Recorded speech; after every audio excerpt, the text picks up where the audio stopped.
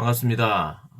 1월 9일 수요일 큐티 스케치 시간입니다. 오늘 본문은 마가복음 4장 1절부터 20절까지의 말씀입니다. 오늘 본문에서 우리 예수님께서 많은 무리들에게 비유의 말씀을 하십니다. 이 비유의 말씀은 우리가 익히 들었던 내용이에요. 길가에 떨어진, 그리고 돌밭에 떨어진, 그리고 가시떨기에 떨어진, 그리고 좋은 땅에 떨어진 씨가 어떻게 되는지에 대한 씨 뿌리는 비유에 대한 이야기입니다. 근데 예수님께서 이 비유를 말씀하시고 이 비유를 설명하시는데 길가에 뿌려졌다는 것은 15절에 말씀을 듣자마자 사탄이 즉시 와서 그들에게 뿌려진 말씀을 빼앗는 것이래.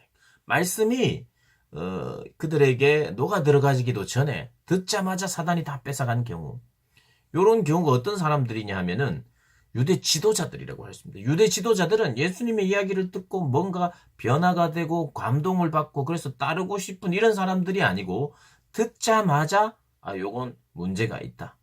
그러니까 그 영향을 전혀 못 끼치는 거예요.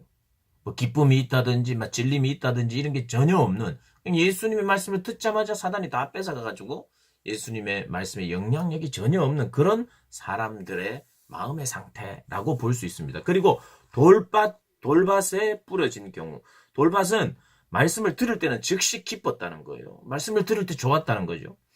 그런데 그 속에 뿌리가 없어 잠깐 견디다가 말씀으로 인하여 환난이나 박해가 일어날 때에는 곧 넘어지는 자라. 기뻤지만 환난과 어려움 이런 것이 있을 때는 바로 예수님을 잊어버리고 혹은 예수님을 등지는 이런 사람들. 어떤 사람일까요? 대다수의 백성들입니다. 대다수의 백성들이 막 기쁘게 예수님을 따라다니다가 예수님의 고난이 시작되고 또 자기의 기대와 달라지기 시작하자 박해와 환난이 있자 예수님을 등지고 배반하고 오히려 예수님을 십자가에 못 박는 이런 일들이 있었지요. 그런 사람들, 대다수의 백성들이었습니다. 돌밭의 그런 상태라고 볼 수 있습니다. 그리고 가시떨기는 말씀을 듣기는 하되 세상의 염려와 재물의 유혹과 기타 욕심이 들어와 말씀을 막아 결실하지 못하게 되는 자요. 말씀을 들었어요. 기뻤어요. 그리고 말씀을 나름대로 간직하고 있었어요. 말씀을 좀 지키기도 했어요. 율법적으로 어떻게 보면 좀 흠이 없는 모양도 있어요. 그런데 세상의 염려, 재물의 유혹 이런 것 때문에 진짜 결국에는 그 땅에 씨가 뿌려지면 열매를 맺어야 되잖아요. 열매를 못 맺는 거예요. 열매를. 이런 경우는 가령 예를 들어서 성경에 나오는 인물들 중에는 부자 청년 같은 자. 부자 청년이 예수님을 따라서 선한 선생님 영생은 어떻게 얻습니까? 하면서 자기가 10계명 다 지켰다고 이야기하는데 네 재산을 다 팔고 정말 율법의 핵심이라고 할 수 있는 가난한 이웃을 위하여 사랑으로 섬길 수 있느냐를 물었을 때 고민하고 그렇게 하지 못하는 그런 모습들. 이것이 바로 가시떨기에 뿌려진 그런 자들이라 할 수 있다는 겁니다. 좋은 밭은 뭐냐? 오늘 20절에 말씀을 듣고 말씀을 듣고 그 말씀을 받았다는 게 이게 무슨 말이냐면 그 하나님 나라의 주권, 하나님 나라를 받아들였다는 거예요. 예수님을 정말 믿었다는 거예요. 그분을 따랐다는 거예요. 그리고 고난까지도 따랐다는 겁니다. 말씀을 받고 순종하고 기대하고 신뢰하고 이런 사람들은 누구냐? 주로 약자들이었습니다. 여성들이라든지 이방인이라든지 또 세리나 죄인들, 예수님을 찾아왔고 예수님께 전적으로 자신을 맡겼고 드렸고 참된 회개를 했고, 근데 그런 사람들의 마음의 밭, 그런 상태는 30배, 60배, 100배 결실을 맺는다는 거예요. 근데 오늘 사실 이 비유는요, 어떻게 보면 하나님 나라를 잘 설명하는 겁니다. 씨를 확 뿌리는데 뿌리다 보니까 돌밭에도 길가에도 가시떨기에도 좋은 밭에도 막 뿌려졌다는 거예요. 어떻게 보면 좋은 밭에만 막 뿌리면 좋은데 이게 뿌리는데 확 다 뿌리는 거예요. 그래서 꼭 낭비 같아요. 좋은 밭에만 골라서 뿌리면 되는데. 그런데 오늘 설명을 하는 거예요. 낭비 같아 보이고 뭔가 열매가 굉장히 실속 있게 그렇게 하는 게 하나님 나라가 아니다. 하나님 나라는 공평하게, 하나님 나라는 낭비 같아 보여도 정말 다 뿌린다는 거예요. 다 뿌린다는 거예요. 그래서 열매 못 맺는 그런 밭이 더 많아요. 4분의 4 중에 4분의 3이 열매를 못 맺어요. 어떤 면에서는 거기는 안 뿌렸으면 좋겠어요. 그런데 하나님의 나라의 성격은 다 뿌린다는 거예요. 다 뿌리는데 그 중에 좋은 밭이 있기만 하면 된다는 거예요. 좋은 밭이 있으면 얘네들은 30배, 60배, 사실은 여기서 3배만 거두면 본전을 찾습니다. 3배, 4배만 거두면.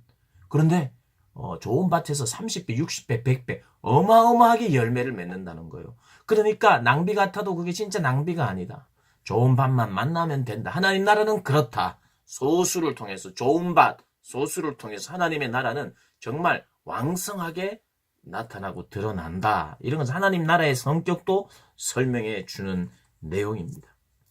근데 오늘 이 본문에는요, 좀 중요한 것을 우리가 짚고 묵상해야 될 내용이 있어요. 뭐냐면 하나님 나라의 농사는 뭐 거름의 필요라든지 물과 환경, 온도 뭐 이런 것에 대한 것은 강조하지도 않고 표현도 안 해놨어요. 농사의 과정에는 관심이 없습니다. 그래서 농사의 과정을 통해서 뭐 여러 번 뭐가 있어야 되고 이런 것은 전혀 관심을 안 두고 그냥 단지 밭의 상태만 좋으면 된다고 말하는 거예요. 마음의 밭이 좋기만 하면 된다는 거예요. 하나님을 그냥 받아들이고 당신의 나라를 주권을 받아들이고 순종하고 인내하고 따라가면 이 열매는 자동적으로 맺는다는 거예요. 그것도 30배, 60배, 100배로 열매를 맺는다고 이야기합니다. 그래서 마음 밭에 관심을 기울여야 돼요, 우리가.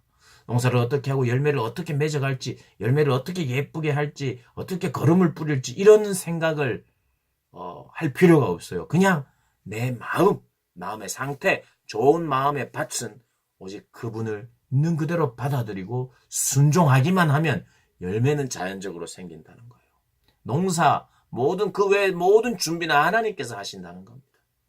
우리가 좀 부족해도 우리 마음의 밭을 좋은 밭과 같이 이렇게 준비하면 되는 거예요. 사실 이 길가, 돌밭, 가시떨기, 이 좋은 밭은 어떤 면에서 우리 마음속에 다 있는 내용이에요. 때로는 즉시 말씀을 들어도 아무 생각이 없을 때가 있고 또 어떨 때는 잠깐 기쁘다가도 조금 유혹이 오면 넘어질 때도 있고 유혹이 오고 그래도 뭔가 지키고 뭐 하다가